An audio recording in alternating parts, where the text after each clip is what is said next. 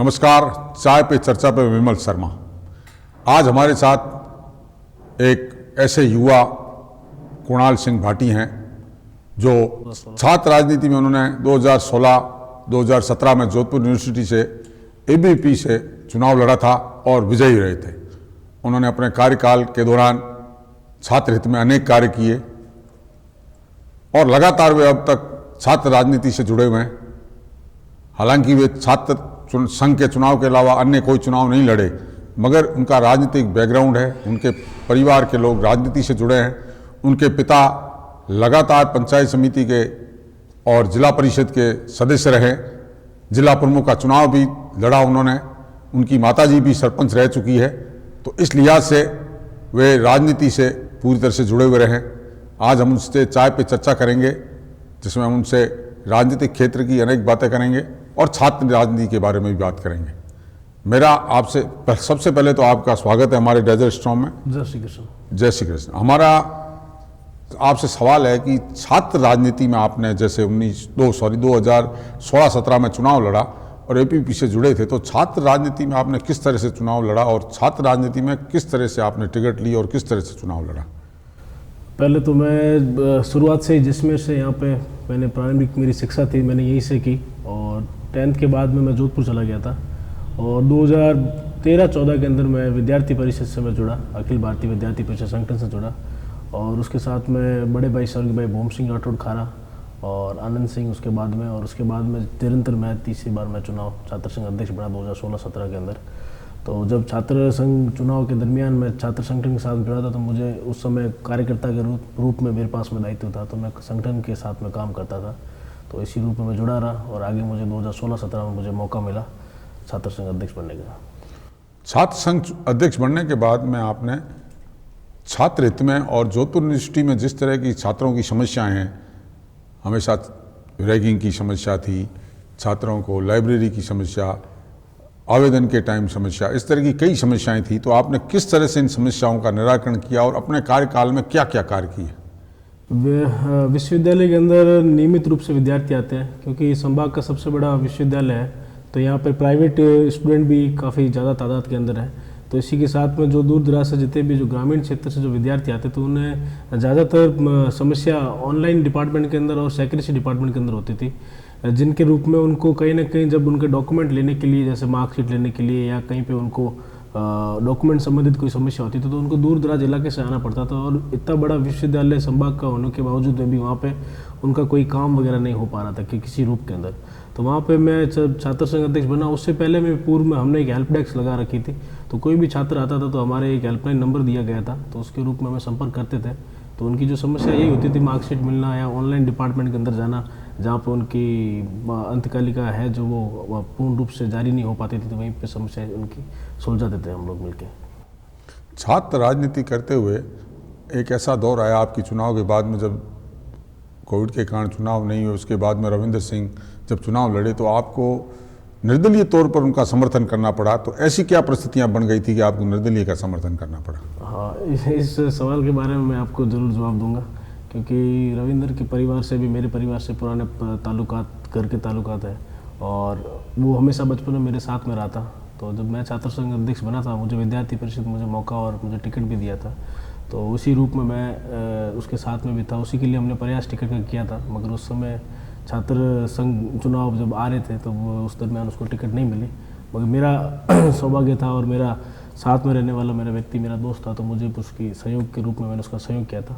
इसके अलावा मेरा कुछ नहीं था। पिछले छात्र संघ चुनाव में जोधपुर यूनिवर्सिटी में जिस तरह से कांग्रेस से आए युवा राजवीर को टिकट मिली, उसके बावजूद भी आपने अपने समाज की बात को दरकिनार करते हुए उनका समर्थन किया और हालांकि वो हार गए, मगर आपने अपना जो राजनीतिक भविष्य है उसको देखते हुए छात्र राजनीति में एबीवीपी का समर्थन किया। आप का परिवार के बारे में ये कहा जाता है कि जोधपुर यूनिवर्सिटी में आपके परिवार का बहुत होल्ड है, लंबे समय से आपका परिवार, आपके भाई छात्र राजनीति से जुड़े हैं, तो आपको नहीं लगता कि आपको छात्र राजनीति में हमेशा परिवार का फायदा मिला है? ऐसा कुछ नहीं है।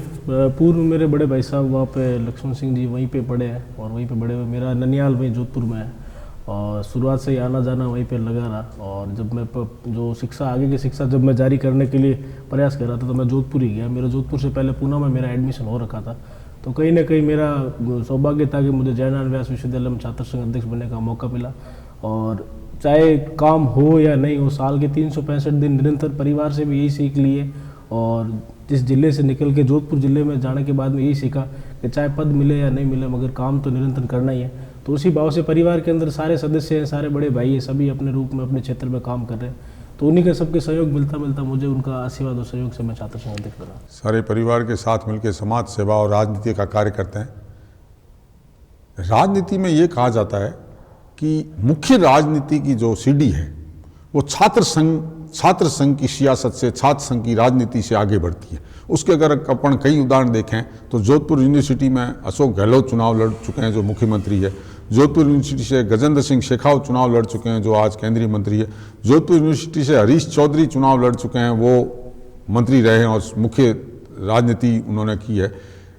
जोधपुर यूनिवर्सिटी से जालम सिंह रावलोत जो शिव विधायक रहे थे वो भी जोधपुर यूनिवर्सिटी रहे थे। तो आपका छात्र राजनीति से मुख्य राजनीति है जो देश की राजनीति है, राष्ट्र की राजनीति है, जिले की राजनीति है, उसमें आने की क्या योजना है या उस तरफ आपका क्या रुझान रहेगा? पहले तो आपने जो बताया है कि भाई जो छात्र संघ अध्यक्ष बनते हैं जो विश्वविद्यालय के अंदर, आदरणीय गजेंद्र सिंह जी शेखावत साहब, उसके बाद में उससे पहले पूर्व शंभू सिंह जी कहता सर, और जो भी अन्य चाहे दल अलग होंगे मगर छात्र संघ अध्यक्ष बनने के बाद में उन्होंने विभिन्न पार्टियों में जाके अपना दायित्व या अपना काम किया। तो सबसे पहले मेरा तो अगर मुझे राजनीतिक परिवेश से मुझे पूछोगे तो मैं तो आपको ये बताना चाहूँगा कि चाहे राजनीति व्यक्ति विशेष को लेके खुद व्यक्ति विशेष राजनीति करता है और एक सामाजिक स्तर पर राजनीति करता है। तो मेरा जब मानना ये है कि जब राजनीति तभी सही रूप से काम करेगी जब आप अपने गृह जिले से या आपके जो सीमावर्ती जो इलाका जिस जगह से आप हो चाहे कहीं से भी होंगे वहाँ से आप निकल के अगर वहाँ पे अगर आप राजनीति की जो परिपाटी उसको चेंज करने का प्रयास करेंगे तो वहाँ से आपकी राजनीति समाज के लिए भी सही होगी और जिले के लिए भी सही होगी। साथ में आप जहाँ अपनी जो राजनीति का जो प्लेटफॉर्म है जितना बड़ा आप रख सकते हो ग्राफ, उसको देश के रूप में भी आप सही कर सकते हो और संगठन के रूप में भी आप उसे सही कर सकते हो। राजनीतिक रूप से आपकी मंशा है कि आप बड़े लेवल की राजनीति करें, छोटी राजनीति नहीं करें, और इसके लिए आप निरंतर प्रयासरत रहेंगे। चाय पे चर्चा पे एक ब्रेक के बाद फिर कुणाल सिंह भाटी से सवाल करेंगे। इस बार उनसे जरा टेढ़े सवाल करेंगे। मिलते हैं ब्रेक के बाद। नमस्कार, आप देख रहे हैं डेजर्ट स्टॉर्म न्यूज़। जैसलमेर से जुड़ी सही, सटीक और निष्पक्ष खबरें देखने के लिए हमारे चैनल को आज ही सब्सक्राइब कीजिए और बेल आइकन दबाना न भूलें ताकि आपको समय समय पर नोटिफिकेशन मिलता रहे। Desert Storm News Facebook, Instagram और ट्विटर पर भी अवेलेबल है, जिसका लिंक आपको नीचे डिस्क्रिप्शन बॉक्स में मिल जाएगा। आज ही हमारे चैनल को सब्सक्राइब, शेयर और फॉलो ज़रूर करें।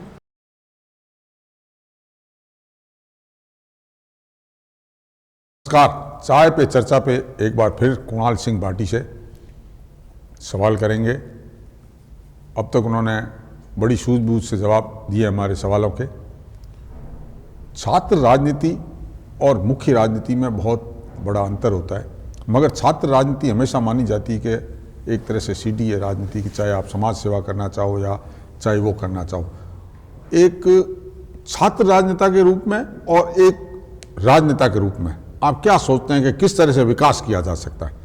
एक में तो छात्र संघ में तो छात्रों का विकास या छात्रों की समस्या, एक आ जाती है वृद्ध समस्या, राष्ट्रवाद की कहो, राष्ट्र की कहो, जिले की कहो या राज्य की कहो।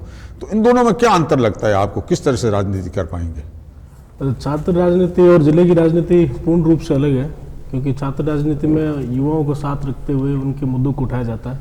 और जहाँ तक आपने जिले की बात कही है तो जिले के अंदर सभी वर्ग आ जाते हैं, सभी जाति धर्म के लोग आते हैं, और साथ में उस जिले के अंदर जो भी प्रत्येक व्यक्ति जो दूर दराज ढाणी में रहता है और वो अपनी कहीं ना कहीं अपने काम को लेके या कहीं ना कहीं निजी कार्य को लेके जो राज्य की और जो केंद्र सरकार की योजना है उनको कहीं ना कहीं लाभ ले सके, ऐसा वो सोचता है। और पूर्ण रूप से आप देख सकते हैं, मैं ये नहीं कहना चाहता कि कोई भी व्यक्ति सिर्फ पार्टी के दल से जुड़ा हुआ होता है। आज कोई भी सामान्य परिवार का व्यक्ति होता है तो उसे किसी न किसी रूप से कोई न किसी चीज़ की आवश्यकता होती है।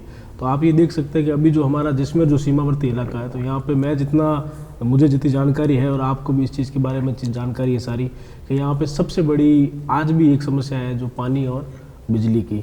आप दूर दराज कहीं पे भी गांव में चले जाइए, मुझे अभी इन दिनों गाँवों में घूमने का मुझे मौका मिला, मैं सबसे रूबरू हुआ, मुझे मिलने का सौभाग्य प्राप्त हुआ, क्योंकि जब छात्र राजनीति से बाहर निकला, जिले की राजनीति में आया, तो मुझे लोगों से सीखने का और मौका मिला। तो मैं आपको एक चीज़ मैं आपको बता देना चाहता हूँ कि मेरे परिवार, मेरे दादो साहब जो मूल सिंह जी भाटी, वो रेलवे में PWI अधिकारी थे, और उसके बाद में मेरे बड़े पिताजी हरि सिंह जी वाटर वर्क्स में इंदिरा गांधी नहर परियोजना में सर्विस करते थे। उससे बड़े पिताजी उगम सिंह जी, वो भी वन बाग के अंदर सर्विस करते थे। तो बचपन से जब राजनीतिक जीवन की शुरुआत और समझ भी नहीं थी, तब भी मैं उनके साथ में था, और उनके साथ में कहीं ना कहीं मुझे इन महकमों में घूमने का मौका मिला और मुझे चीज़ों की जानकारी मिली। और आज भी इन 20-25 सालों के अंदर मुझे देखने का यही मौका मिल रहा है कि आप कहीं भी दूर दराज गांव चले जाइए, वहाँ पे जो मूलभूत, जो आप कह सकते हैं जिनको नीड बेस पे होती है कि भाई कि ये सुविधाएं हमें मिलनी चाहिए, तो वो नहीं है। और सीनियर सिटीजनशिप आप अगर कहोगे, जैसे सीनियर जो वृद्ध अवस्था के लोग हैं, उनकी क्या भावनाएं होती हैं, उनकी क्या उम्मीद होती है, तो उनकी उम्मीद यही होती है कि कोई ना कोई राजनीति में बदलाव आए, और बदलाव में साथ में वो यही चाहेंगे भाई कि आज हमने जो 70 से 80 वर्ष की आयु ले ली है, 65 से 70 वर्ष की आयु ली है, तो हमारे आने वाली पीढ़ी किस रूप के अंदर खुश रहे, सुखी रहे, उनको किसी चीज़ की जो कमी महसूस नहीं हो। क्योंकि राजनीतिक दल आते हैं, बात करते हैं, सारी अपनी विभिन्न योजनाओं के बारे में विस्तार करते हैं, मगर कहीं ना कहीं उनकी योजनाओं का जो लाभ उन प्रत्येक व्यक्ति को मिल सके, ऐसा होना आवश्यक होता है। तो अब जो वृद्धावस्था है, जो आज की तारीख में उम्मीद अपने आने वाले भविष्य को लेकर करती है, कहीं ना कहीं आप भी, कहीं ना कहीं मैं भी, जब मैं भी आपकी अवस्था में आऊँगा, तो अपने बच्चों या परिवार का या देश का, समाज का भविष्य के बारे में चिंता करूँगा कि उनको किस हिसाब से राजनीतिक व्यवस्था से उन्हें लाभ मिलना चाहिए। तो वो तो छात्र राजनीति से और जिले की राजनीति से अलग होगा, क्योंकि यहाँ पे विभिन्न समस्याएं देखने को मिलती हैं। आपने कहा कि वास्तव में जिले में मूलभूत आवश्यकताएं हैं पानी और बिजली। इंदिरा गांधी नहर होने के बावजूद, यहाँ इतने विंड मिल्स और सोलर प्लांट के बावजूद जैसलमेर के दूर दराज के गाँव में आज भी पानी की और बिजली की किल्लत है। आपने कहा कि बुज़ुर्ग लोग हैं, उनके सपने होते हैं, जिन्होंने उम्र ले ली, वो चाहते हैं कि किस तरह का भारत हो, किस तरह का हमारा शहर हो, किस तरह का जिला हो। आपकी बड़ी विस्तृत सोच है इस संबंध में।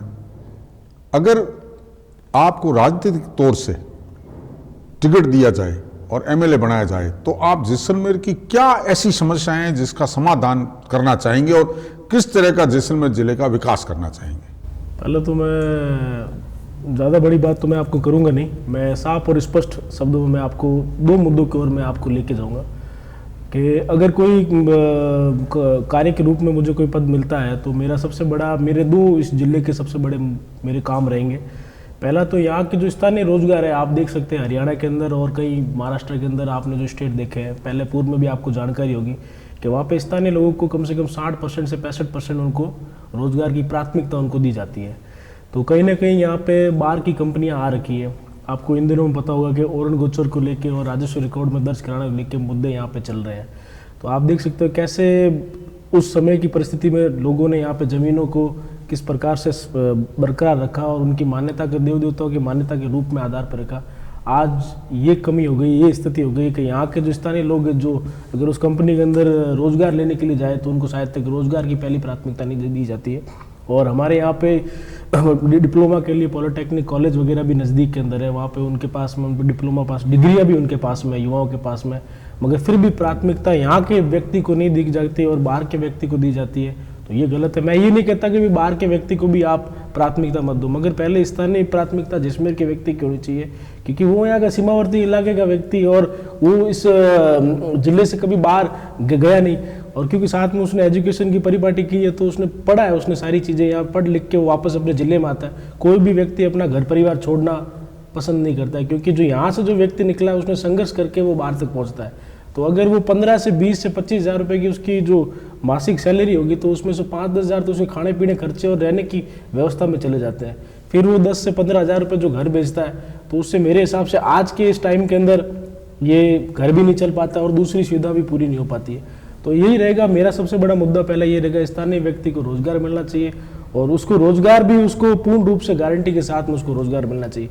यदि यहाँ पे कोई व्यक्ति या कोई कंपनी लेके यहाँ पे आता है तो पहली प्राथमिकता रोजगार है, और साथ में जो यहाँ की जो ज़मीनें हैं जो पशुपालन के ऊपर निर्भर करती थी, जो ओरण गोचर की ज़मीनें हैं, हमारे देवी देवताओं की ज़मीनें, तो आज कंपनियां या गवर्नमेंट उनको किस आधार पे उनको सेक्शन करके अलॉट कर रही है। मेरे हिसाब से आने वाले समय के अंदर ये स्थितियां होगी कि वहाँ जहाँ पे पशुपालन पहले जहाँ चरते थे तो वो चरने की अवस्था भी दूर, लोग पशु रखना भी छोड़ देंगे।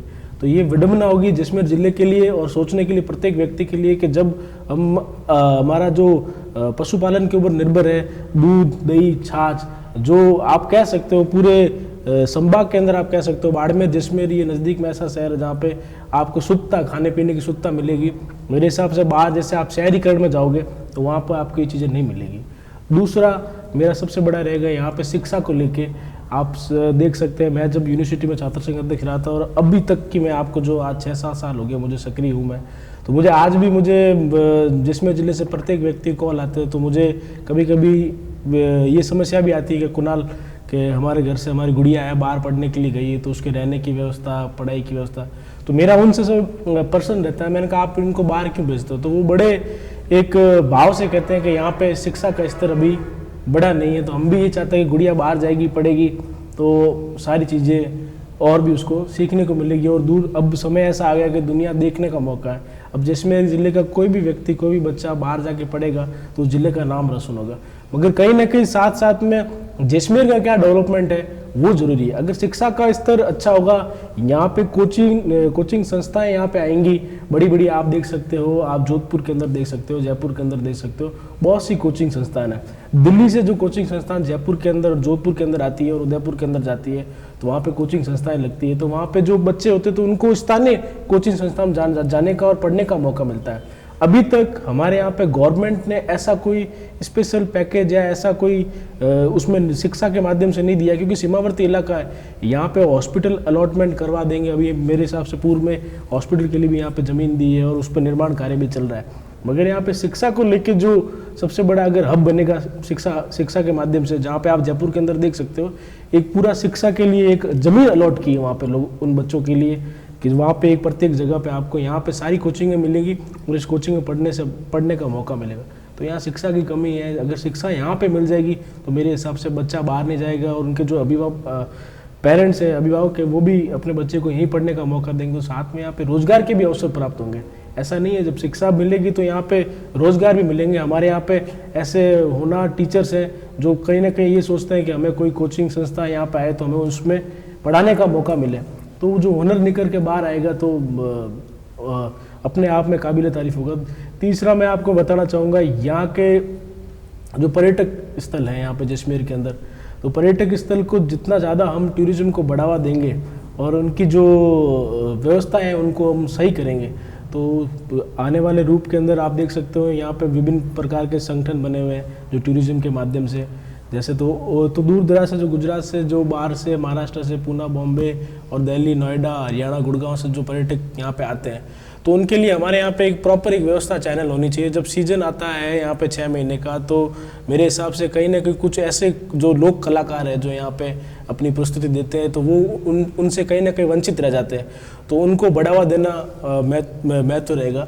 और साथ में जैसे मरु मेला स्थल वगैरह भी लगते हैं हमारे यहाँ पे, तो उनमें भी लोक कलाकारों को जितना ज़्यादा, और हमारी जो यहाँ पे संस्कृति और कलाकृति जो भूमि है यहाँ पे, जैन मंदिर है हमारे यहाँ पे, पटवा की हवेली है यहाँ पे, तो इनको और किस रूप के अंदर विस्तार के रूप में डिस्क्राइब करके उनका अपन प्लेटफॉर्म तैयार कर सकते हैं तो उनके बारे में जानकारी उनको मिलेगी। तो इसी हिसाब से जो स्थानीय जो रोजगार है, जिले की जो रोजगार है, तो वो उभर के बाहर आएगा। आपने बहुत ही उम्दा बात कही है और अपने विचार एक विधायक के तौर से जैसलमेर का किस तरह से विकास हो, आपने शिक्षा की बात की, आपने चिकित्सा की बात की, आपने पर्यटन की बात की, आपने ओरण गोचर की बात की, स्थानीय लोगों को रोजगार मिले, इस तरह का आपने एक खाका बताया कि किस तरह की अगर आप विधायक बनते हैं तो इस तरह का होना चाहिए, और अगर विधायक नहीं बनते हैं तो अभी आपका जो विजन है वो जैसलमेर के लिए हितकारी रहेगा। और आपने बहुत ही उम्दा बात की और सारा ही विस्तार से बताया है सब लोगों को जिस तरह की जैसलमेर की समस्याएं हैं। अब बात आती है जैसलमेर जिले का सीमावर्ती क्षेत्र होने के नाते यहाँ की कई अन्य समस्याएं, यहाँ का जो धार्मिक संतुलन बिगड़ रहा है, जातिगत धार्मिक संतुलन है जो जनसंख्या का, एक वर्ग की जनसंख्या तेजी से बढ़ रही है और एक वर्ग की जनसंख्या बहुत कम हो रही है। और सीमावर्ती क्षेत्र है, चूंकि पाकिस्तान से लगता क्षेत्र है और यहाँ कई तरह की जासूसी गतिविधियाँ, हनी ट्रैपिंग, इस तरह के मामले बढ़ रहे हैं। तो इस बारे में आपके क्या विचार रहे? क्योंकि यहाँ पे आपने भी जो ये मुझे जिस चीज़ की जानकारी दी, मैं आपको बताना चाहता हूँ कि जैसलमेर एक सीमावर्ती इलाका और नज़दीक के बॉर्डर के नज़दीक में बाड़मेर से जैसलमेर तक सीमावर्ती इलाका रखता है। यहाँ पे बीकानेर के नज़दीक भी सीमावर्ती इलाका रखता है। तो जो पॉलिटिकल राजनीतिक विश्लेषण से सोचेंगे तो वो नज़रिया अलग रहेगा, सामाजिक राजनीतिक विश्लेषण से सोचेंगे तो नज़रिया अलग रहेगा। मैं तो यही कहना चाहता हूँ कि जिस प्रकार से यहाँ पे जो जाति धर्म के सभी जाति धर्म के लोग रह रहे हैं, और भारत का जब 1947 भारत जब आज़ाद हुआ था उस समय बाद में विभाजन हुआ, पाकिस्तान अलग बना, हिंदुस्तान अलग बना। तो भारत जब बना तो इस देश में सांस्कृतिक रूप में सभी को साथ रखने की योजना बनी, सभी जाति धर्म के लोग साथ रहने का संकल्प लिया। तो आप देख सकते हैं कि आज अगर सीमावर्ती इलाके के अंदर कोई अगर भारत के प्रति कोई गलत गतिविधियां होती है तो वो बड़े दुर्भाग्यपूर्ण है, क्योंकि उसका तो हम कड़े शब्दों में तो विरोध भी करते हैं और विरोध दर्ज भी करते हैं। तो जो देश का नहीं, जो समाज का नहीं, वो किसी का नहीं। तो और साथ में अगर जो समाज के हित में जो यहाँ पे जाति धर्म के लोग और भी रह रहे हैं तो वो अपना कहीं ना कहीं कंट्रीब्यूशन चाह रहे हैं कि भाई सभी के साथ में रह के और सहयोग के रूप में जिले का भी विस्तार करें और आम जन का भी सहयोग करें। तो ये सीमावर्ती इलाके के अंदर मेरे हिसाब से सभी को अभी तक तो शांतिपूर्ण भाव से रहना चाहिए और आगे भी उम्मीद करता हूँ कि एक दूसरे के प्रति प्रेम और व्यवहार बना रहे। आपके परिवार में राजनीतिक रूप से परिवार रहे हैं, आपके पिताजी बड़े मजबूत भाजपा के नेता रहे हैं, 2 बार जिला प्रमुख का चुनाव भी लड़े हैं और दावेदारी भी करते रहते हैं। अगर पिताजी के टिकट की स्थिति बनती है तो टिकट में किस तरह की पैरवी करेंगे आप? पिताजी की इस टिकट के लिए पैरवी मैं तो ज़्यादा कुछ नहीं कह सकता। मैं तो आपको एक छोटे से बात में कहना चाहता हूँ। हमेशा एक पिता और पुत्र का प्रेम का रिश्ता होता है। पिता हमेशा अपने पुत्र के लिए करता है और पुत्र हमेशा अपने पिता के लिए करता है। और मैंने मेरे घर से, मैंने परिवार से मैंने एक चीज़ सीखी है। मेरे बड़े पिताजी दोनों आज इस संसार में नहीं, हरि सिंह जी, उगम सिंह जी। मेरे दादू साहब की मेरी यही सीख थी जब छोटा था, जब मेरी समझ थी कि चाहे पद मिले या नहीं मिले, चाहे किसी परिस्थिति के अंदर, मगर हमें साल के 365 दिन लोगों के काम करना है, उनके सुख दुख में साथ रहना है, जितना हो सके हम सहयोग करेंगे। मैं जब छात्र संघ अध्यक्ष बना था तब मैंने ये नहीं सोचा था कि भाई मैं जैसलमेर से निकलने के बाद में यूनिवर्सिटी का छात्र संघ अध्यक्ष बनूंगा। तो वही था कि यहाँ से जाने के बाद में पिताजी के भी यही सब थे कि भाई कि जितना हो सके आप मदद करना, और मदद करने के साथ में भी एक चीज़ ज़रूर ध्यान रखना कुणाल, कि जो चीज़ हो रही हो तो उनकी उस चीज़ के लिए आप स्पष्ट कह देना ये चीज़ हो जाएगी, और जो चीज़ आपसे काम नहीं होता है तो उस चीज़ के लिए आप स्पष्ट रूप से मना भी कर देना। और हाँ, नहीं होता है तो उसको रास्ता भी जरूर दिखाना, मार्ग भी दिखाना आपका काम है कि इस जरिए से, इस मार्ग के माध्यम से आपका काम होगा। और आपने अच्छा सवाल किया कि भाई पिता के लिए मुझे बड़ा सौभाग्य होगा अगर पिताजी के लिए, मैं अगर एक पुत्र अपने पिता के लिए प्रयास करेगा तो मेरे लिए सौभाग्य की बात है। हर पुत्र आज चाहता है कि मैं अपने माता पिता का नाम रोशन करूं, अपने जिले का नाम रोशन करूं। मेरे लिए शायद तक पद जरूरी नहीं है कि मुझे शायद तक मैं विधायक बनूं तभी मैं काम करूं। मेरे पास पद होगा नहीं होगा तो भी मैं काम करूंगा। जब तक मेरे इस देह के अंदर मेरा जो पंच तत्व से जो शरीर चल रहा है तब तक मैं मेरा काम करता रहूँगा। आगे जो मातेश्वरी लक्ष्मण के नाथ की कृपा रही वैसे कार्य होते रहेंगे। राजनीति में आपने एक बहुत बढ़िया बात की, आपने जो पूर्वजों की सीख बताई कि राजनीति नहीं, लोगों का भला करना है, लोगों का सहयोग करना है, लोगों के काम आना है, और अगर हम काम नहीं कर सकें तो उसको रास्ता दिखाना है। मगर अगर राजनीतिक तौर से सोचा जाए या देखा जाए तो आपके पिताजी लंबे समय से प्रयासरत है। 2 बार जिला प्रमुख का चुनाव हारे, चूंकि उस समय भाजपा की स्थिति नहीं थी। इस बार भाजपा की स्थिति ये थी कि अगर वो चाहते तो जिला प्रमुख बनाया जा सकता था, टिकट दी जा सकती थी, तो उनकी नाराजगी भी जाहिर हुई थी। अब वो जब इतने लंबे समय से राजनीति कर रहे हैं, ऐसी स्थिति में उनकी चुनाव लड़ने की मंशा और वो बागी के तौर पर चुनाव लड़े तो आपकी क्या स्थिति रहेगी? क्योंकि आप पहले भी रिश्ते के नाम पे है जो नाते रविंद्र सिंह का समर्थन छात्र राजनीति में कर चुके हैं, तो पूरी राजनीति में अगर पिताजी आपके विधायक का चुनाव बागी लड़ते हैं तो क्या स्थिति रहेगी? जैसे वो तो जैसे अभी आपने सवाल अच्छा किया, वो छात्र राजनीति थी, युवा अवस्था थी, और छोटे भाई के रूप में मैंने सहयोग जरूर किया, तो उस चीज़ को मैं डिनाई नहीं कर सकता। और राजनीति महत्वाकांक्षा अलग होगी, मगर एक व्यक्ति विशेष का भी प्रेम अलग रहता है। तो ये आपने अच्छी बात की। मैं आपको इस चीज़ की जानकारी दे देना चाहता हूँ कि वर्ष 2000 के अंदर पिताजी जिला परिषद मेंबर बने थे, तो उस समय भी बीजेपी के पास में मात्र दो ही वोट थे, और उस समय भी पिताजी ने सहयोग करके पार्टी को मजबूती के रूप में फॉर्म भरवाया था। आदरणीय चुतराराम जी थे, उनका फॉर्म भरवाया था, आपको इस चीज़ के बारे में जानकारी होगी। और उस समय यही स्थितियाँ रही थी कि कांग्रेस 15 और बीजेपी 2, अखबार के अंदर एक ही हेडलाइन आई थी, उसमें सामने जो खड़े थे फतेह मोहम्मद जी, तो वो निर्विरोध नहीं बन पाए थे। तो दूसरी बार जब 2009 के अंदर स्थितियाँ बनी, पार्टी के पास में 7 वोट थे और सामने कांग्रेस के पास में 9, तो पिताजी ने फिर से फॉर्म भरा था सभी के सहयोग से, और मौका मिला, मगर 1 वोट से चुनाव हार गए। और जब ये मौका आया वापस 2020 के अंदर जिला परिषद मेंबर बनने के बाद में, तो मैं आपको बता देना चाहता हूँ, आपने अभी सवाल किया था कि भाई कैसे बागी के रूप में कैसे। मैं, अगर कोई व्यक्ति राजनीति के अंदर 30 से 32 साल 35 साल अपनी राजनीतिक भविष्य देखते हैं और सारी चीज़ें सोचते हैं, उसके बावजूद भी पिताजी ने सिर्फ एक चीज़ कही थी कि मेरा जो सहयोग है, मेरा जो समर्थन है पार्टी के साथ में, आदरणीय नरेंद्र मोदी जी के साथ में, मुझे भली टिकट नहीं मिली, मगर मेरा जो वोट है जो भारतीय जनता पार्टी के पक्ष में जाएगा। और वो जब टिकट कटी उससे पहले पूर्व में भी आप सब लोग पता रहते, मीडिया के बंधु वहीं पे थे, तो वहाँ पे सभी लोगों ने देखा, तो यही था कि नहीं मिली तो कुछ नहीं, पार्टी के सहयोग में थे। बाकी आगे प्रयास रहेगा जैसलमेर की जनता के हित में, और कार्य जरूर रहेगा, रुका नहीं हूँ, थमा नहीं हूँ, प्रयास जारी है, प्रयास जारी रहेंगे, और कोशिश करूँगा, और कोशिश अच्छी कोशिश होगी, सभी के लिए कोशिश होगी। सिर्फ पद मिलना नहीं मिलना वहाँ तक सीमित नहीं हो, आगे जैसे जोग होंगे वैसे काम होते रहेंगे। और हाँ, एक चीज़ ज़रूर है कि अब से रुकने का कोई मौका है ही नहीं, तो आगे दौड़ प्रयास करना जारी है, और प्रयास हमेशा जारी रहेंगे, जैसलमेर के हित में जारी रहेंगे और जनता के हित में जारी रहेंगे, और पार्टी के साथ में। कोशिश करने वालों की कभी हार नहीं होती। कुणाल सिंह ने आज चाय पे चर्चा पे बड़ी दबंगता से, खुले मन से सारी बातें रखी। उन्होंने साफ तौर से कहा कि मेरे पिताजी चुनाव लड़े और उनका हक था, तो भी टिकट नहीं मिली जिला प्रमुख की, उसके बावजूद भी हम पार्टी के साथ रहे और आगे भी पार्टी के साथ रहेंगे, मगर अपना दावा करते रहेंगे और समाज हित में जुड़े रहेंगे। चाय पे चर्चा पे हमारे साथ कुणाल सिंह आए, उन्होंने बहुत अच्छे सवालों के जवाब दिए। आपका बहुत बहुत धन्यवाद। जय श्री कृष्ण। जय श्री।